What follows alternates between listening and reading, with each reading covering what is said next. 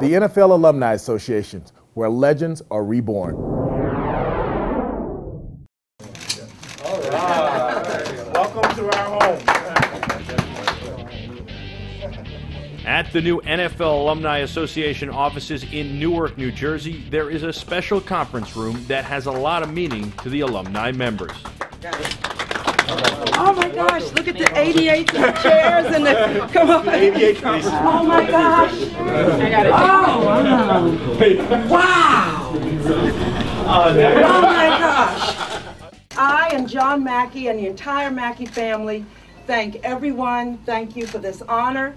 But most of all, we thank you for recognizing his legacy, not only on the field, but what he did off the field, too. Thank you so very much. This is a tremendous honor. The room has a lot of significance to the association, its members, and it represents the Alumni Association's new philosophy and mission focus. We're going to get back to our roots and retired players, taking care of retired players themselves. In other words, being proactive, taking care of each other, having initiatives to fundraise, to actually bring the asset of the retired players to both the owners and to the communities again. On the field, Mackey was an amazing player. I was with Detroit when John caught the ball and ran through the whole team. You remember that clip of him running through the team? So he was probably the best tight end ever with the ball after he caught it. After the game, John experienced some serious health and head issues doctors believe is attributed to the punishment Mackey took while playing. 10 years ago, he was diagnosed with frontal temporal dementia, which is very, very similar to Alzheimer's, slowly deteriorating the brain, which controls, judgment and movement, everything. Off the field, he was a terrific father and husband and a great man. I'm a huge fan of John. I just saw him last month, and to have Lisa and Sylvia here is a great thing for the NFL alumni and for the NFL. Mackey is not alone in his fight, and because of what Mackey is going through, his wife Sylvia and his former teammates decided it was time to make a difference, and not just for him. We found out that he had dementia over 6 years ago. We gave the first fundraiser for the Mackey family in 2005 and continued to work the union so the Mackeys got help from the PAT fund.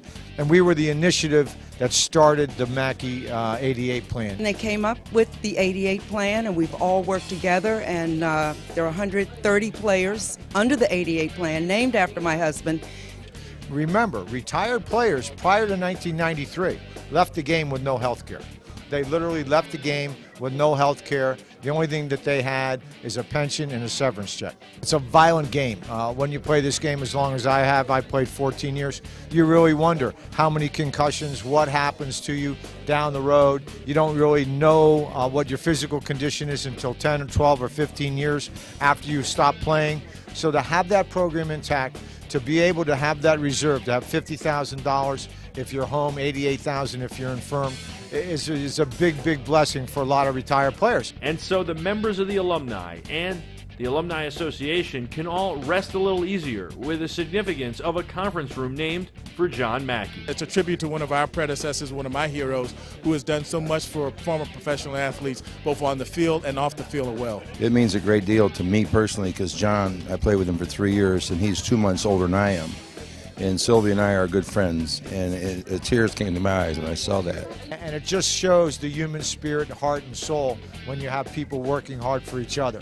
It took my breath away. It was like nothing I had expected. It means to me that he is recognized as one of the greatest NFL alumni. They're all great because they all have such a tremendous legacy. But I appreciate so much, and our family appreciates the recognition that the NFL alumni have given to my husband for what he did on the field and, more important, off the field.